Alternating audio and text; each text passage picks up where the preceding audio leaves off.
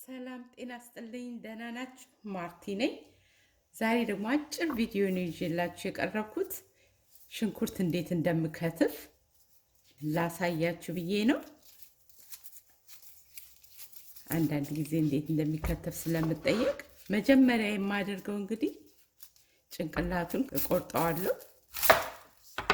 ይሄ በዚህ በኩልም እቆርጠዋለሁ። እንደዚህ አደርግና ከዛ በኋላ ለሁለት ከፍለዋለሁ። እንደዚህ በመከፍልበት ጊዜ አሁን የመጀመሪያውን የምታዩትን የመጀመሪያውን ይዤ እልጠውና እጥለዋለሁ። ሁለተኛውም ደረጃ አንዳንድ ጊዜ ሁለተኛው ድረስ ሄዳለሁ። ምክንያቱም ግማሹ ደህና ይሆንና ግማሹ ላይ የደረቀ ሽንኩርት ስለሚኖር እንደዚህ አድርጌ እልጠዋለሁ። አሁን ይሄኛውን ለማሳየት ይሄድና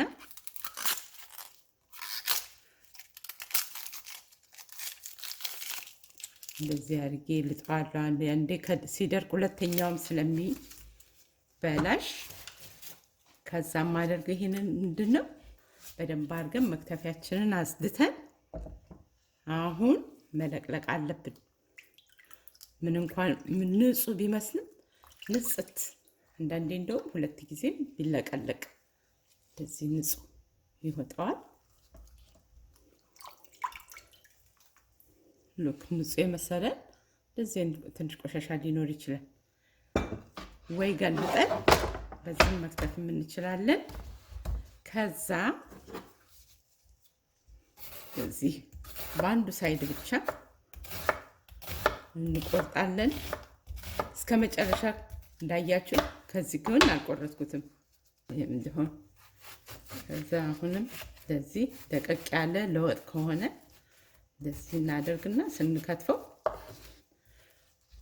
በአንድ ከተፋ ይደቅልናል ማለት ነው። ላይ እጃችንን እንዳንቆርጥ እጃችን ከቢላው በጣም መራቅ አለብን።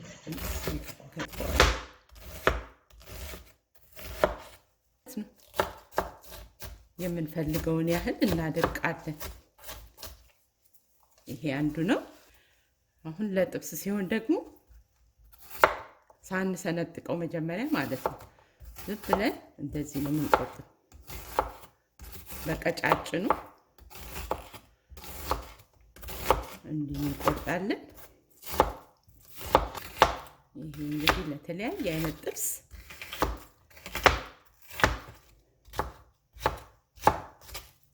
እናደርግና ከዚህ በኋላ በእጃችን መበታተን። ግሎቭ ማድረግ ደግሞ የሚጠቅመን ሁለት ነገር ነው። አንደኛው የሽንኩርቱ ሽታ እጃችን ላይ እንዳይቀር ያደርጋል። ሁለተኛው ደግሞ ቢላ እንዳይቆርጠን ይከላከልልናል በትንሹም ቢሆን። የዛሬ ቪዲዮዬን እዚህ ላይ ጨርሳለሁ። ጤና ሰላም ለሁላችሁ ይሁን። ለሁሉ ነገር ጥንቃቄ አድርጉ፣ ግን ለምንም ነገር አትጨነቁ።